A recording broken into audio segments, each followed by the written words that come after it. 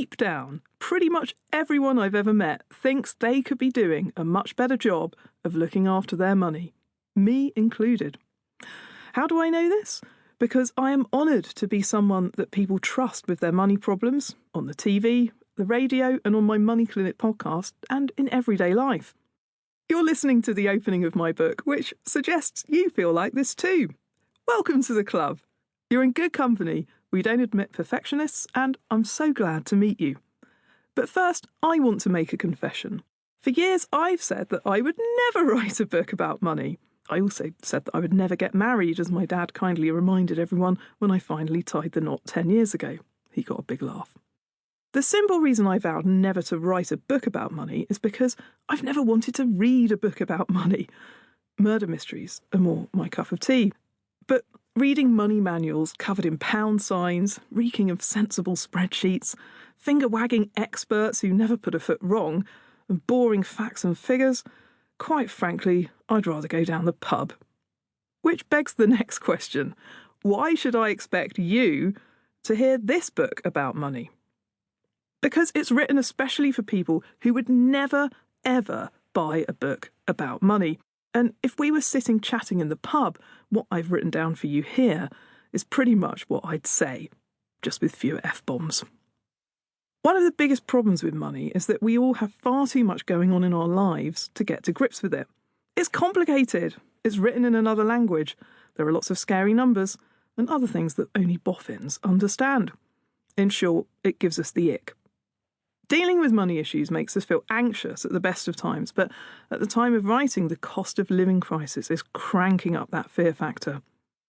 Most of us have dozens of money questions we secretly want to know the answers to, but we don't know who to ask, and we don't want to look stupid by admitting that we don't know. As our finances come under more pressure, getting these questions answered is now no longer optional, it's essential. When people are feeling brave enough to open up, here are some of the ways the conversation usually begins. Claire, I know I should know about this stuff, but you'll probably think this is a really stupid question. I feel like an idiot for not understanding this. I'm scared to ask, but I can't stop worrying about. I tried to find out more about this online, and now I'm more confused than ever. Sound familiar? Often, people have wasted months or even years attempting to solve a problem as they struggle to find the facts and then wrestle with the possible decisions. How can we unblock these feelings and get on with our lives? As the title of this book attests, learning how to manage money is not something we're explicitly taught in schools, colleges, universities, or the workplace. Our parents have the biggest influence in shaping our attitudes to money in our formative years, more on this shortly, but their levels of financial know-how vary drastically, and families are often very secretive about money. And money is not something that people feel comfortable talking about, even to their partners or their close friends, unless, that is, they're boasting on TikTok that they've made $1 million trading crypto. Funny how you never see them posting videos admitting that they lost $1 million. Social media can be a great place to learn more about money, but it comes with the inbuilt danger of making us feel inadequate.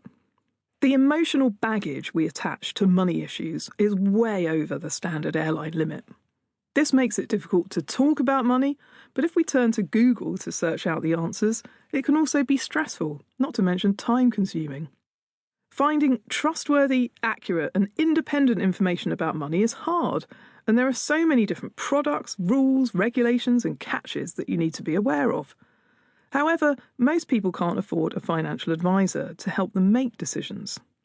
The wider financial industry also seems hell-bent on boring our pants off by overcomplicating things to the point that nobody understands.